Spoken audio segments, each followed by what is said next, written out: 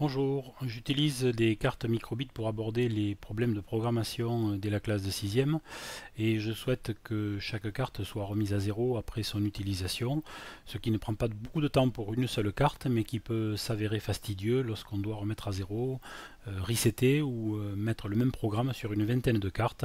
Je vais donc vous présenter la solution que j'ai adoptée.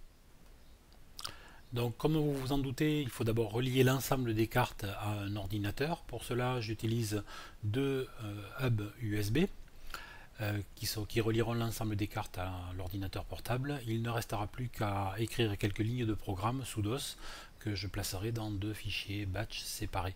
J'utilise cette solution car je ne suis pas administrateur de la tablette que j'utilise. Je ne peux donc pas installer de logiciel particulier pour faire cette tâche. Donc voilà ce que ça donne après lancement du fichier BAT sur l'ordinateur. Nous voyons les différentes fenêtres DOS s'ouvrir. Puis nous constatons donc que l'ensemble des cartes microbit reliées se programment simultanément en quelques secondes. Là le fichier n'est pas très volumineux, ça prendra une vingtaine de secondes pour remettre à zéro l'ensemble de ces cartes. Les deux hubs USB ont été fixés sur un petit boîtier pour cacher les alimentations qui sont à l'intérieur et faciliter le transport. Je vais vous détailler maintenant principalement la partie logicielle et détailler les différents fichiers. Donc j'utilise trois fichiers. Un fichier BAT principal, nommé effacé microbit V2, un fichier BAT secondaire qui sera appelé par le premier, et le fichier à copier sur la carte microbit qui s'appelle ici euraz.hex. J'ai aussi mis un dossier maintenance car il n'est pas rare de devoir restaurer les cartes microbit d'usine en fonction des fausses manipulations que peuvent faire les élèves. Donc il n'est pas inutile d'avoir les fichiers firmware d'origine à disposition.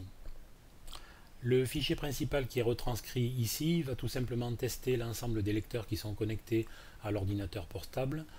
Donc la commande, s'il existe un lecteur, dans ce cas-là, on va lancer le deuxième fichier lecteur.bat avec la commande start qui permettra d'ouvrir une nouvelle instance DOS.